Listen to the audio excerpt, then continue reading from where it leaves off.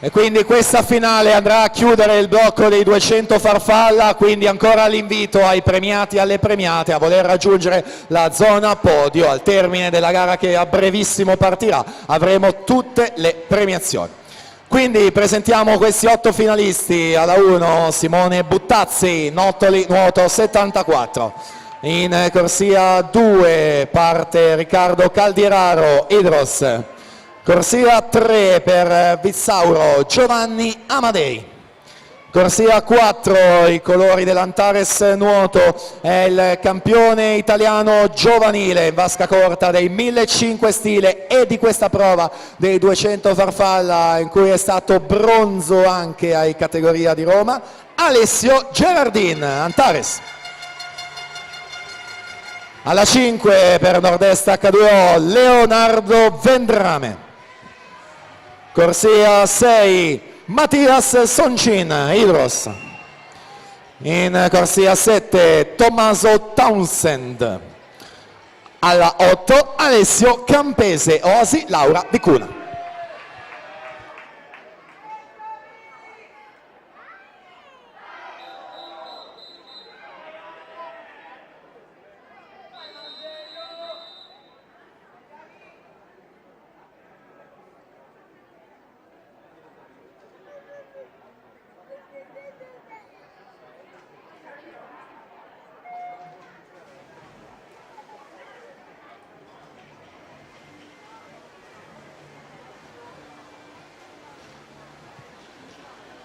In acqua questa finale, primato della manifestazione del 2017 di Mattia Zuin, 1:58 e 91.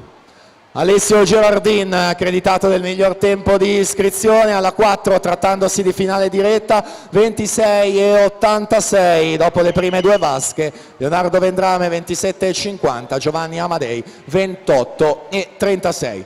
Gerardin, specialista dei 200 farfalla, in grado di nuotare al meglio anche le prove dei 400 e 1500 stile libero. Per quanto riguarda questa gara, un season best proprio a inizio anno, era il 27 ottobre, Rosà, meeting di Halloween, 2:00 e 95. 57 e 27 ai 100 metri metà gara, Leonardo Vendrame 58 e 75, Giovanni Amadei 60 e 88 in terza posizione.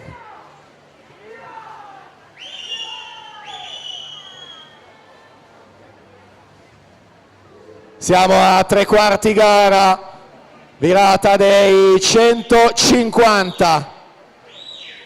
1, 28 e 23, 30 e 96 il suo terzo tratto. Per il record necessaria una chiusura a 30 e 68.